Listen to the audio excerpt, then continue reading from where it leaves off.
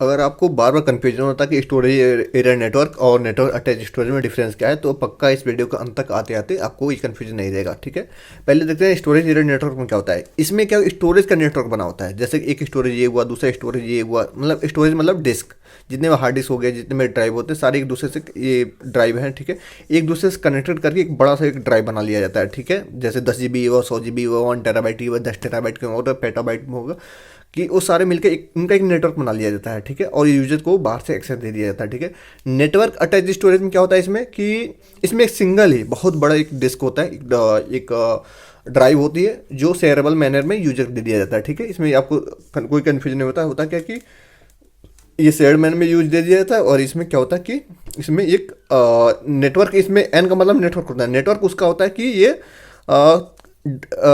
Storage का एक network होता है, आपस में इंटर कनेक्टेड होते हैं। ठीक है, इसमें एन का मतलब होता है नेटवर्क पर रखा हुआ, नेटवर्क अटैच स्टोरेज में मतलब एक ऐसा स्टोरेज सिस्टम जो नेटवर्क पर रखा गया है। जैसे कि हम किसी वाईफाई में कहीं कॉन्फ़िगर कर दिए और जितने लोग उससे कनेक्टेड होंगे वो सारे उसको एक्सेस कर लेंगे। जैसे हॉटस्पॉट में आजकल आ रहा है, उसमें एक हम लोग वो कर लेते हैं, एक चिप लगा सकते हैं, उसमें मेमोरी कार्ड लगा सकते हैं, उसको सारे लोग एक्सेस कर सकते हैं। ठीक है, तो इन दोनों में एन का मतलब दोनों समझिएगा। इस एन का मतलब नेटवर्क ऑफ द स्टोरेज, इसमें का मतलब कि एक ऐसा स्टोरेज जो नेटवर्क पर रखा हुआ है। ठीक है, दूसरा देखते हैं सबसे बड़ा डिफरेंस। ठीक है, ये ब्लॉक लेवल एक्सेस होता है, ब्लॉक लेवल एक्सेस होता है। अब ये अगेन कन्फ्यूजिंग होता है, और ये फाइल लेवल एक्सेस होता है। ठीक है, फाइल लेवल एक्सेस होता है। ठीक है, अब हम बेसिक फंडामेंटल देख रहे हैं। ठीक है, होता क्या है कि नेटवर्क अटैच्ड स्टोरेज एनएस में, नैस वाले में, जो इसके लिए नॉर्मल होता है, यूज होता है, एनएफएस होता है, सिप्स होता है। ठीक है, इसमें फाइल सिस्टम ऑलरेडी दिया हुआ रहता है। फाइल सिस्टम दिया हुआ रहता है मतलब कि हमारे पास एक ट्री स्ट्रक्चर, हायरार्की स्ट्रक्चर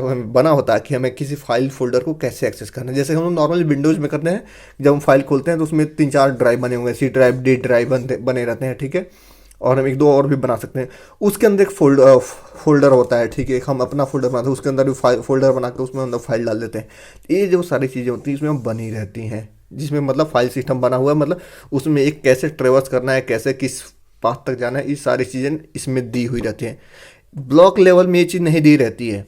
इसमें जो क्लाइंट हमें एक्सेस कर रहा होता है उसको अपना फाइल सिस्टम उसको अपने हिसाब से हैंडल करना पड़ता है। ये सबसे बड़ा डिफरेंस है कि इसमें क्या होता है, एक चंक ऑफ मेमोरी इसको एक क्लाइंट को एलोकेट कर दिया जाता है, जो भी एक्सेस करने वाला होता है। अब उसको उसके अपने ऊपर है वो कैसे उसको एक्सेस कर रहा है। ठीक है, उसका अपना फाइल सिस्टम होगा, वो सारी चीज़ें अपने साइड हैंडल करनी पड़ेगी। इसमें क्या होता है, उसको हैंडल नहीं करना पड़ता है क्लाइंट को, ये सारे ऑलरेडी दी हुई होती हैं इसमें। ठीक है, तो ये सबसे बड़ा डिफरेंस इन दोनों में यही है कि ये ब्लॉक लेवल है, ये फाइल लेवल है। ठीक है।